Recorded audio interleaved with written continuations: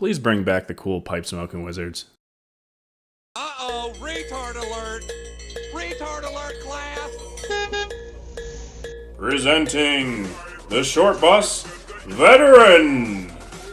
So in this last episode of Rings of Power Season 2, which is the last of the season, we now see that Gandalf, he's now confirmed that, big surprise, shocked, and that other dark wizard, which we're assuming is one of the blue wizards. He wasn't really wearing blue though, was he? He said to one of the wizards that went to the east, so we can assume one of the blue wizards. Or Saruman. Whichever. But both of these wizards now show extreme power. Like crazy power, right? We have this dark wizard who basically just force-powered explosion to mountainside to cause a huge rock fall. And then we have Gandalf, who just force-lifted the rocks. Just like Ray. Now, this isn't like a first time we've seen crazy powers and Rings of the Power that's way over the top, but I'm going to talk about it now. But man, Gandalf and Wannabe Saruman can do this. And now you got to ask the question, where was this in Lord of the Rings? Where did these powers go? Remember, like, when Gandalf, like, using magic was like him making a bright light, you know, to scare off the Nazgul? And that was like essentially that, and maybe some other things was the extent of magic in the actual Tolkien universe in Lord of the Rings.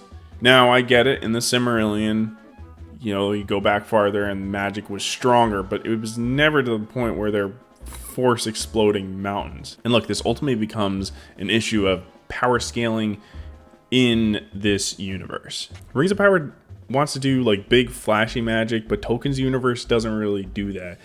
It doesn't do it like, you know, you'd see something like Marvel, like Doctor Strange doing magic. We don't. That is a universe where we get big flashy magic.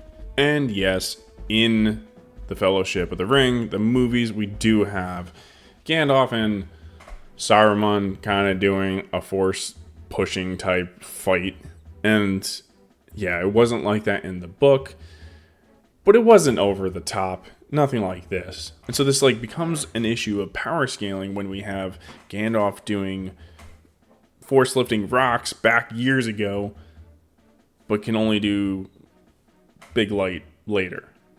Like, how does that work? How does that translate? And this kind of reminds me with like Doctor Doom in the Fan Four Stick movie, if you remember that.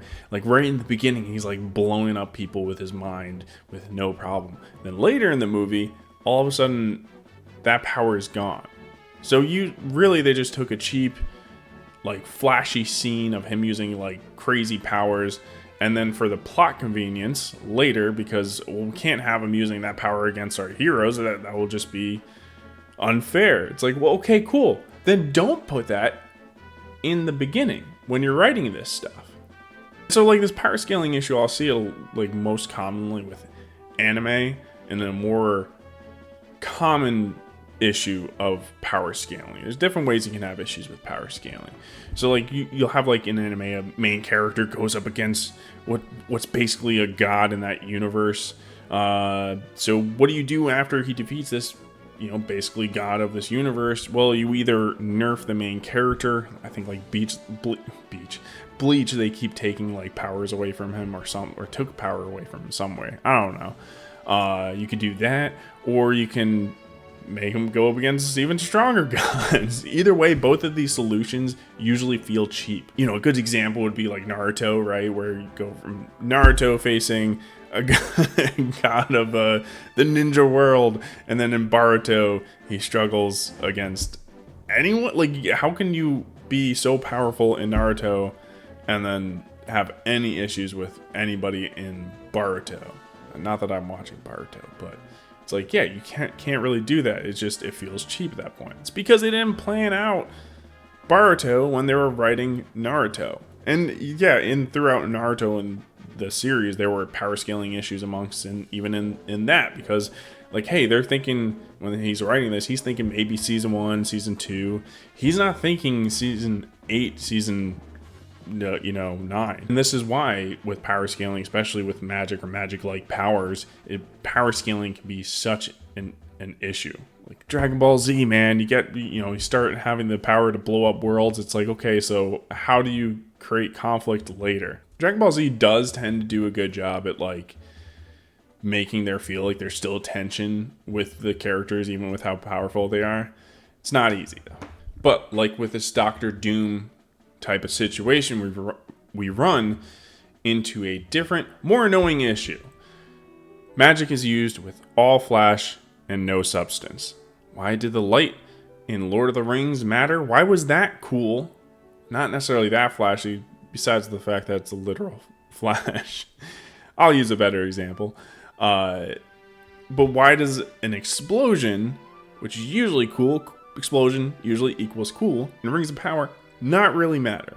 Let's go into that. So let's talk about the One Ring in Lord of the Rings.